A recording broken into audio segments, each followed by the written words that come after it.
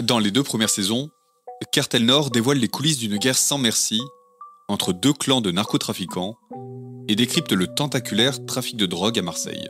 Dans cette nouvelle saison, changement de point de vue, changement de camp, Cartel Nord explique comment la police lutte pour éradiquer ce trafic et pour l'illustrer, retour sur une enquête devenue un modèle pour tenter d'enrayer le narcotrafic. Rebondissements, révélations, découvertes inédites, cette 3e saison plonge en 2013 dans le spectaculaire démantèlement du plus grand supermarché de la drogue de Marseille, le réseau de la Tourca à la Castellane. Bienvenue dans la 3e saison de Cartel Nord, plongée dans les coulisses d'une enquête de police sans précédent. Un podcast original, La Provence.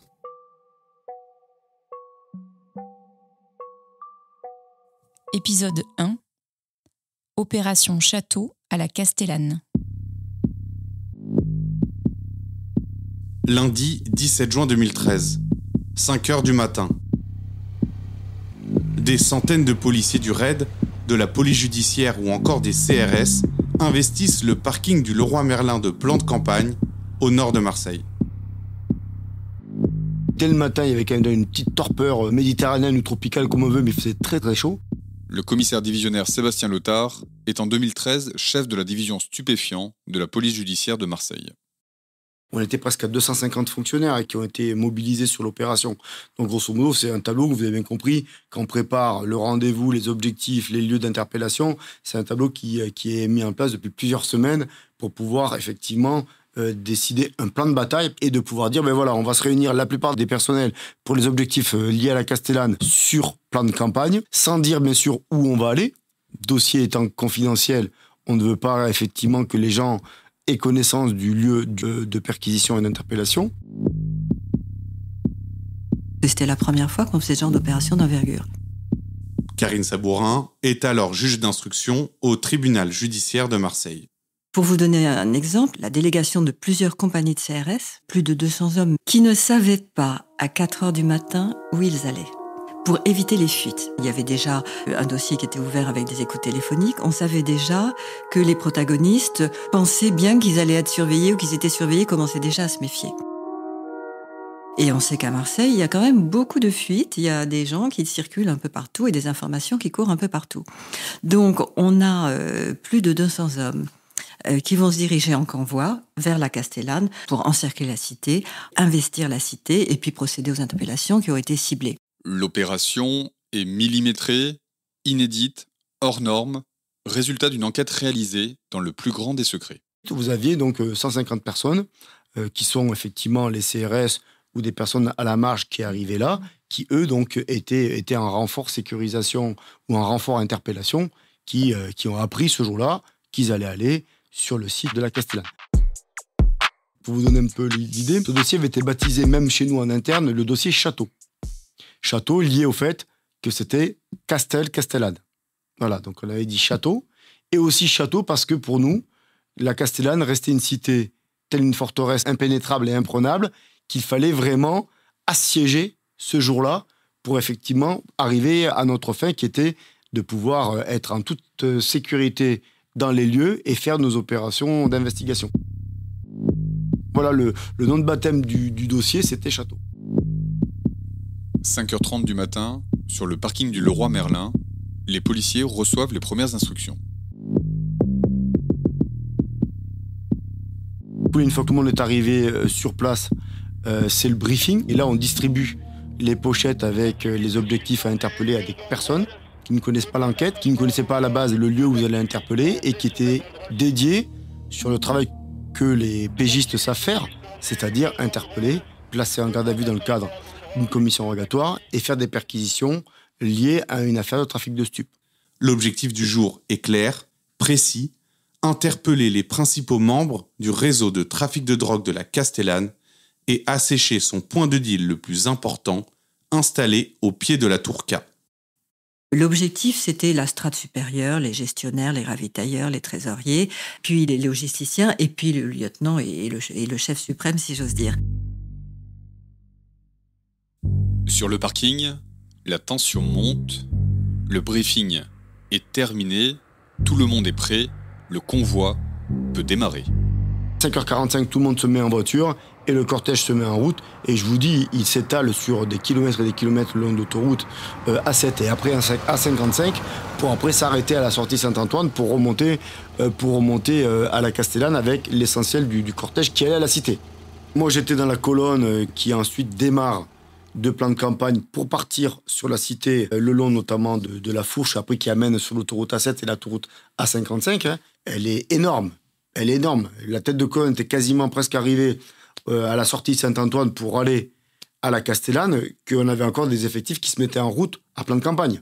Donc vous imaginez, avec le raid, avec tous les équipages dedans, vous imaginez, les CRS, c'était vraiment quelque chose de monumental. Le matin du 17 juin 2013, donc c'était un lundi matin. Et moi, j'avoue que je me suis demandé comment le directeur d'enquête et comment Sébastien Lothar arrivait à dormir le dimanche soir ou à passer un week-end tranquille, parce que c'était quand même une grosse opération. On dort peu. La nuit qui précède une opération qui commence à 6h du matin, il y a peu d'heures de sommeil et on cogite. Dans sa voiture, en tête d'un cortège qui s'étire sur plus de 2 km, l'enquêteur Sébastien Lothar est maintenant dans le feu de l'action. C'est de l'excitation, c'est surtout de l'impatience. Parce que vous savez, quand vous êtes comme ça à quelques minutes du but, c'est de l'impatience de dire bon, allez, c'est bon, on est tout prêt, il faut y aller maintenant, on peut plus attendre. En plus, je vous rappelle qu'à partir du mois de juin, 6h du matin, il fait jour, donc on est visible. Autant de policiers sur Saint-Antoine ou sur en bas de Barnier, on ne voit que nous. Donc il n'y a pas de multiples cités qui peuvent être visées dans le secteur, donc on ne peut pas pour autant attendre. Donc il y a de l'excitation, de l'impatience et le fait de dire on arrive à un horaire où on est vu et visible, donc il faut agir.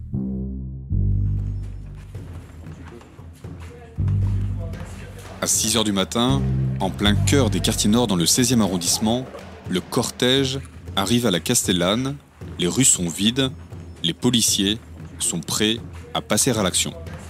L'effet de surprise, c'est qu'effectivement, à 6h, on arrive à l'heure du laitier. Donc, on imagine, et c'est le cas, souvent, les personnes dorment.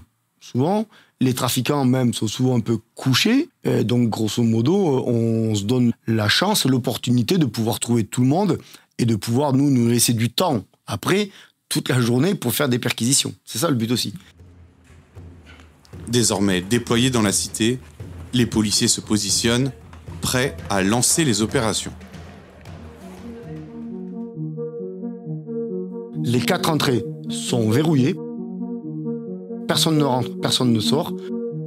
On a mis du monde à terre en ce qui concerne les CRS pour que personne ne puisse prendre la fuite ou jeter des sacs depuis les fenêtres. On gèle la cité.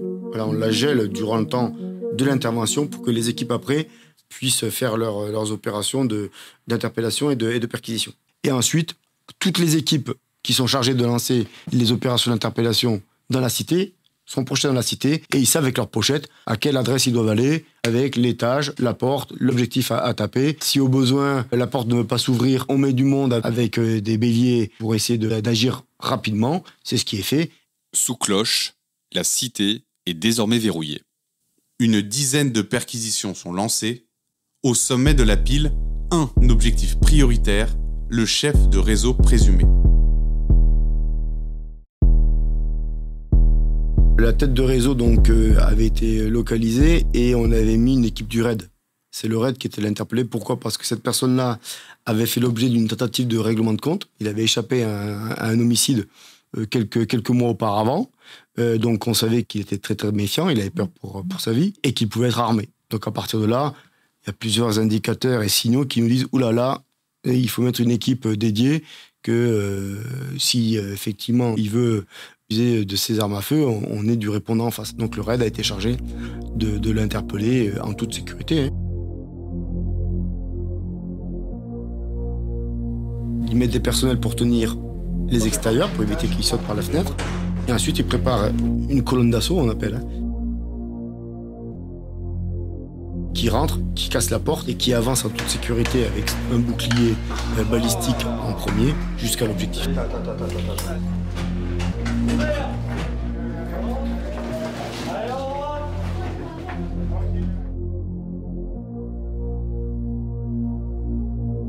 Il en a profité juste quand il a vu qu'il était ciblé de cacher ses 2 Glock dans le congélateur. Et bon, on a tout retrouvé. Il a été fait sans aucune violence et voilà, dans le calme. Oui, c'est un soulagement, démarrage. Voilà, c'est fait partie des objectifs, un des objectifs numéro 1. Donc il faut l'avoir. On peut pas se permettre dans un dossier comme ça de se dire je l'ai pas eu celui-là. Il manque à l'appel. C'est toujours un peu frustrant et ralent. Donc oui, déjà, et en plus de se dire tout s'est bien passé, il n'y a pas eu d'ouverture. Nous, le but, c'est, mon travail, c'est de les interpeller, de les présenter à la justice, pas qu'ils soient blessés par balle ou blessés. Voilà. Donc le fait de le faire en toute sécurité, voilà, pour nous, c'est une réussite. Aux alentours de 7 heures, les principales cibles sont interpellées. Aucun incident majeur n'est signalé. La cité, elle sait qu'il y a une opération police. Personne ne bronche. Personne ne dit rien. Et ils attendent que, grosso modo, le tsunami passe. Voilà. On était de tsunami policier à ce moment-là. Et personne ne vient, d'une part, nous parler ou nous dire bonjour, d'ailleurs. Mais voilà, la cité subit à ce moment-là l'assaut policier et dans le calme. Un calme trompeur. Dans les escaliers de la Tour K, subitement, Choc, le chien stup de la police judiciaire, renifle quelque chose. On se dit, mais non, s'il a senti là, il faut quand même qu'on aille vérifier et qu'on puisse effectivement comprendre pourquoi il a flairé cet appartement-là. La dame, elle a à un moment donné ouvert sa porte d'appartement pour voir si on était dans la cage d'escalier, dégageant des effluves de stup. Et à partir de là, le chien est allé. C'est pour ça qu'on a une partie des personnes qui se sont agglutinées à sa porte. C'est grâce au flair de Choc qu'on a pu effectivement localiser cette nourrice-là. Dans la précipitation, la nourrice panique et jette 2 sacs de sport du 13e étage de la Tour K. Et je vous promets que le bruit du sac qui tombe à la fenêtre, puisque c'était quasiment à mes pieds, on avait vraiment eu à un moment donné l'impression que c'était un coup de feu. On a vraiment eu l'impression qu'un coup de feu avait été tiré, soit par nous, soit par des ennemis en face qui n'appréciaient pas notre présence. On a eu un petit sursaut, une petite appréhension de se dire, tiens, on se fait tirer dessus ou on a tiré dessus. Puis en fait, non, on voit rapidement que des collègues voient, ils nous disent, non, mais le sac vient d'être jeté de tel appartement, puisque la partie extérieure, sécurisation du périmètre, avait identifié le lieu où ça avait été jeté. Et donc, on arrive, moi j'arrive effectivement, on ouvre le sac qui était tombé à terre. Et donc là, des billets en pagaille, une arme de poing et des feuilles de compte. Des feuilles de compte liées au réseau. Et là, donc, on a interpellé une femme qui était nourrice là-haut, qui a été placée en garde à vue dans l'enquête et qui a reconnu qu'elle a pris peur à la présence des policiers ce jour-là et au déploiement du personnel. Elle s'est dit, mais c'est bon, je vais être ficelée moi aussi, puisque l'autre nourrice avait été interpellée quasiment en bas de sa cité, donc quasiment un voisin à elle. Elle a pris peur et elle l'a jeté par la fenêtre. Au pied de la tour, c'est la stupeur pour les policiers. Les sacs sont remplis de billets en petites coupures. Une quantité telle qu'ils ne savent pas comment faire pour tout compter sur place. Là, j'ai encore une photo sous les yeux. Quand vous avez des tables entières de billets de 10 et de 20, voilà, il faut du temps aux enquêteurs pour pas se tromper dans les billets, dans le décompte et compagnie. Ça peut être une erreur aussi qu'on peut reprocher à l'enquêteur, dire attendez, là c'est pas 223 000 euros qu'il y avait, mais il n'y en a plus que 200 000. Ils sont passés où les 23 000 manquants, vous voyez? Donc il fait un travail d'expert et de précis. Il faut être rigoureux. Donc la compteuse à billets, normalement, elle se trompe pas. Voilà. Donc on fait appel effectivement aux magistrats de savoir si eux-mêmes avaient à disposition des compteuses à billets pour nous aider. Je me souviens encore des policiers au téléphone qui nous disaient « Mais Madame Sabourin, on ne peut pas compter les billets un par un. On peut pas. Qu'est-ce qu'on va faire ?» On a 2 compteuses à billets qu'on a saisies chez une nourrice et chez un des gars, un des gestionnaires.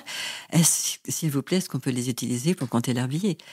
Donc moi j'ai réfléchi, je me suis dit, bon, le temps qu'on fasse les paluches sur les compteuses à billets qui nous disent les empreintes digitales, tout le monde les a manipulées, ça n'amènera à rien, autant qu'on gagne du temps. Et bon, j'ai dit oui, utilisez les compteuses à billets des trafiquants pour compter nos billets. Au total, dans les 2 sacs de sport, 274 000 euros sont comptabilisés.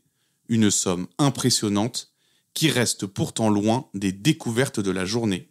Au terme de toutes les perquisitions, les policiers mettent la main sur une montagne de cash. Ça a été quand même des découvertes extraordinaires. En tout, on a saisi 1,3 million d'euros. Je crois que c'est la plus grosse prise de toutes les affaires de stupes faites en une fois. En fait, c'était pratiquement en 3 prises parce qu'on a eu 850 000 euros chez une nourrice, 275 000 euros chez une autre nourrice et 250 000 euros chez un hiérarque intermédiaire, un logisticien un peu supérieur du trafic. Et là, on a été saisi ces sommes très très importantes qui démontrent surtout l'ampleur du trafic. Jacques Dallest est alors procureur de la République de Marseille. Ça en fait des transactions en l'espèce, des ventes de drogue pour faire une somme pareille. Alors moi, ce que j'ignore, c'est le volume du trafic, depuis combien de temps il durait, à quoi correspondait cette somme. Est-ce que c'est plusieurs jours, plusieurs semaines, plusieurs mois de trafic? Moi, je pense que c'est plusieurs semaines, parce que vous le savez, un plan de cam peut ramener énormément d'argent. On parlait jusqu'à 80 000 euros, je me souviens, dans certaines cités. Alors, c'est variable, le chiffre, ça dépend de l'importance. Tout en espèces, évidemment. Donc, on peut imaginer qu'en quelques jours ou quelques semaines, on arrive à des volumes énormes. Mais ça pose un problème, c'est comment dissimuler ce volume énorme de liquide. Et la preuve, c'est que là, on a pu quand même saisir une somme très importante. Une saisie record du jamais vu lors d'une seule opération de démantèlement. Et les policiers ne sont pas au bout de leur surprise. Pour la première fois, ils mettent la main sur des centaines de feuilles de compte appartenant au réseau. Et qu'est-ce que je découvre? C'est une merveille, la comptabilité du trafic. C'est un truc extraordinaire. Parce qu'alors, on avait des lignes de compte, mais c'est digne d'une véritable entreprise. C'est-à-dire qu'on avait les entrées de stupes, les ventes de stupes, par qualité, par quantité. On avait la rémunération du guetteur par le vendeur. C'était le vendeur qui dirigeait ses guetteurs et qui les rémunérait. Les guetteurs guettaient, alertaient, ils quadrillaient la cité. Ils alertaient de toute immixtion dans la cité. Ils contrôlaient même les gens qui rentraient. Ils orientaient les consommateurs vers les points de vente. Ils étaient rémunérés, c'était 50 euros ou un peu plus par vacation. Ils étaient rémunérés et dirigés par le vendeur. C'était une sous-hiérarchie. Le vendeur payait le guetteur et tenait la comptabilité des ventes et se payait. Et ensuite restituait l'argent à un trésorier et ça remontait comme ça, mais avec les comptes. Ce qui nous a crédibilisé dans notre analyse, puisque quand on a récupéré les comptes, les fameux comptes, et avec effectivement des sommes faramineuses, on oscillait entre 50 et 55 000 euros jour de chiffre d'affaires à ce moment-là. Alors maintenant, c'est quelque chose, on en parle aisément un peu partout dans les réseaux, parce que certains ont explosé en termes de rentabilité, mais à l'époque, c'était quand même une claque dans la gueule, quoi. C'est-à-dire de se dire, même pour des petites PME qui se disent, mais il y a des réseaux de stupes qui font 55 000 euros de chiffre d'affaires jour, ce qui est énorme. Vers midi, les perquisitions sont terminées pour la police judiciaire. Au total, 23 personnes sont interpellées. Et quasiment en début d'après-midi ou dans l'après-midi, on lève le site. On lève le site, on n'a plus besoin, on a des investigations à faire au bureau, c'est-à-dire commencer à entendre les gens, à faire les auditions, à faire les premières investigations. Donc on laisse finir la CRS sur place pour finir son temps de vacation. Et ensuite, nous, on réintègre nos locaux pour commencer le temps d'enquête, parce qu'il y a le temps de l'enquête préparatoire à l'opération, et ensuite le temps des investigations avec les auditions et éventuellement les confrontations. Débutée à 6h du matin ce 17 juin 2013, l'opération Château est une réussite pour les enquêteurs. Bilan de la journée, 23 personnes interpellées, 1 340 000 euros, 1,6 kg de cannabis, 4 armes et près de 800 feuilles de compte sont saisies à la cité de la Castellane. Cette opération policière est le résultat d'une enquête menée en secret pendant plus d'1 an pour démanteler le plus grand réseau de narcotrafiquants de la région marseillaise, le réseau de la Tourca.